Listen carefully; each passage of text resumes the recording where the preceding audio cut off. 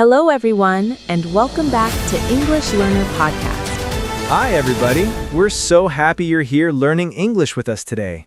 My name is Anna. And I'm Tom. If you enjoy improving your English with real conversations, don't forget to subscribe to English Learner Podcast. Yes, subscribe now and practice with us every week. Today, we are talking about how to make friends and start conversations in English. And we will give you activities so you can practice with us. Let's start with a simple activity. Activity 1 is called 3 Easy Starters. Repeat after me. Hi, how are you? Next one, is this your first time here? And number 3, what do you like to do in your free time? Now, pause and say them out loud. Don't just listen, speak with us. Good job. That's already your first step to making friends. Now let's do activity 2.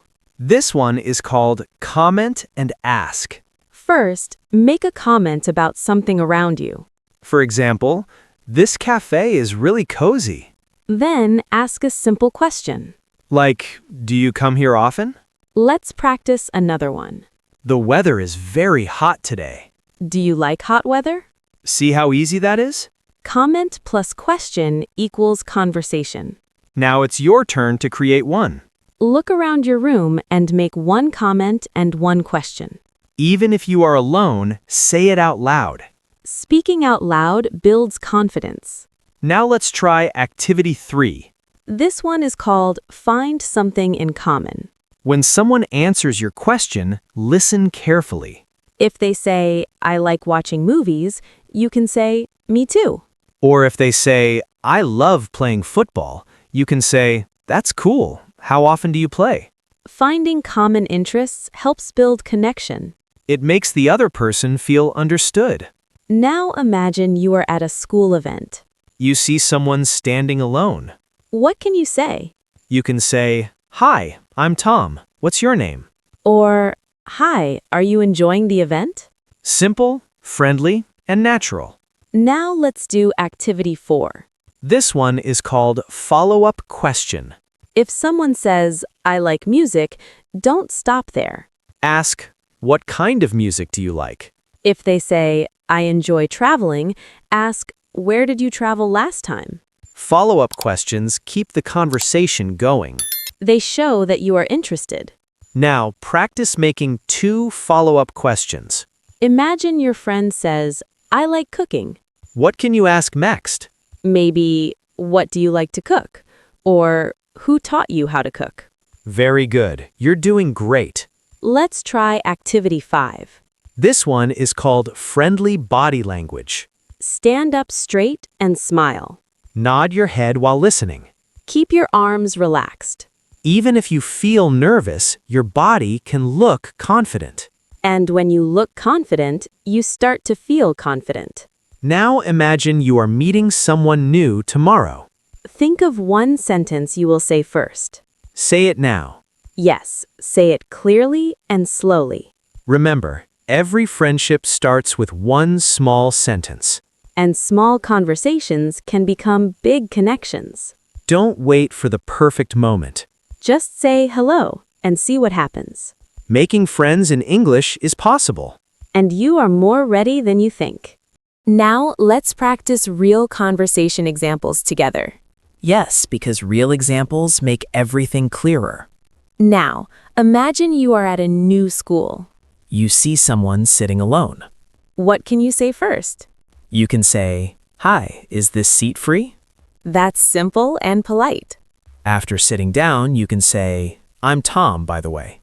And then ask, what's your name? See, that's already a conversation. Now, let's add a small activity. Repeat after me. Hi, I'm Anna. What's your name? Good. Now say it one more time with a smile. Smiling changes your voice. Now imagine you are at a party. You don't know anyone there. That can feel scary. Yes, but remember, many people feel the same way. You can start with a comment. Like, the music is great tonight. Or, the food smells really good. Then add a question. What do you think about it? Comment plus question works again. Let's try another situation. You were in an English class. The teacher asks you to work in pairs. You turn to your partner and say, "Hi, I'm Tom." Then ask, "Why are you learning English?" That question can start a long conversation. Because everyone has a reason. Now let's do a quick practice. I will say a sentence and you think of a follow-up question. Ready? I like watching movies. You can ask, "What kind of movies do you like?" Good job. Now another one. I love playing basketball. You can ask, "How often do you play?" See how easy that is? Follow-up questions show real interest. Another important thing is listening carefully. Don't think about your next sentence too much. Focus on what the other person is saying. Then respond naturally. You can say, "That's interesting." Or, "I've never tried that before." Short reactions keep the conversation alive.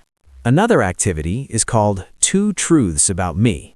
When you meet someone new, share 2 simple facts about yourself. For example, I love coffee and I enjoy reading. Then ask, "What about you?" This makes the conversation balanced. Because friendship is about sharing, not only asking. Another tip is to avoid yes or no questions only. Instead of asking, "Do you like music?" Ask, "What kind of music do you enjoy?" Open questions create longer answers. And longer answers create better conversations. Now imagine tomorrow you meet someone new. Think of 3 questions you can ask. Say them out loud right now. Yes, practice makes you braver. Remember, starting conversations is a skill. And skills improve with practice. You don't need perfect English. You just need courage and a friendly attitude. Every strong friendship once started with a simple hello. And your next hello could change everything. Now let's talk about how to keep a conversation going longer. Yes, starting is easy, but continuing can be tricky sometimes. Sometimes the conversation suddenly becomes quiet. And both people smile and don't know what to say next, That silence can feel very long. even if it's only 3 seconds. Don't worry, silence is normal. You can save the conversation with a simple question. For example, "So, how was your day?" Or, what did you do this weekend? These questions are easy and natural. And almost everyone can answer them. Let's do a small activity. I will say a short answer, and you think of a follow-up question. Ready? I stayed home this weekend. You can ask, "What did you do at home?" Good, now another one. "I watched a movie." You can ask, what movie did you watch? Or, "Did you enjoy it?" Follow-up questions are like fuel for conversation. They keep everything moving. Another tip is to share your own experience too. If someone says, "I like traveling," you can say, "Me too. I went to the beach last month." Sharing creates connection. But don't talk only about yourself. Balance is very important. Think of a conversation like playing catch with a ball. You throw, they throw back. If you keep the ball too long, it's not fun. Another activity is called why and how. When someone says something, ask why or how. For example, I enjoy cooking. Ask, "Why do you enjoy cooking?" Or how did you learn to cook? These questions create deeper conversations. And deeper conversations build stronger friendships. Another tip is to notice emotions. If someone says, I was really excited, ask, why were you excited? Or if they say, "I was nervous," ask, "What made you nervous?" This shows that you care about their feelings. People feel closer when you understand their emotions. Another helpful activity is imagine the story. When someone shares something, imagine it in your mind. Then ask questions about details. For example, they say, "I went to the mountains." You can ask, did you climb or just visit? Or, "Who went with you?" Many questions like this make the conversation longer. Another tip is to add humor if it feels natural. Like, I tried cooking pasta, but it turned into soup. That's funny and real. Humor makes people feel relaxed. Another activity is called guess and ask. Ask a question, then guess something about the answer. For example, what's your favorite food? I guess it's pizza. If they say yes, you celebrate. If they say no, you ask again. That's playful and fun. Another activity is one-word connection. When someone says a word, connect it with another word. For example, they say coffee. You can say, coffee makes me awake. Then ask, do you drink coffee every morning? Another tip is to describe your reactions naturally. Like saying, that's amazing, or wow, I didn't know that. Short reactions keep the conversation alive. Another tip is to ask about daily routines. For example, what time do you usually wake up? Or do you have breakfast at home or outside? These questions are simple but interesting. Another activity is called Two Truths About Me. Share 2 simple facts about yourself, then ask, what about you? For example, I love cats and I enjoy painting, and the other person shares too. It's balanced and makes talking easy.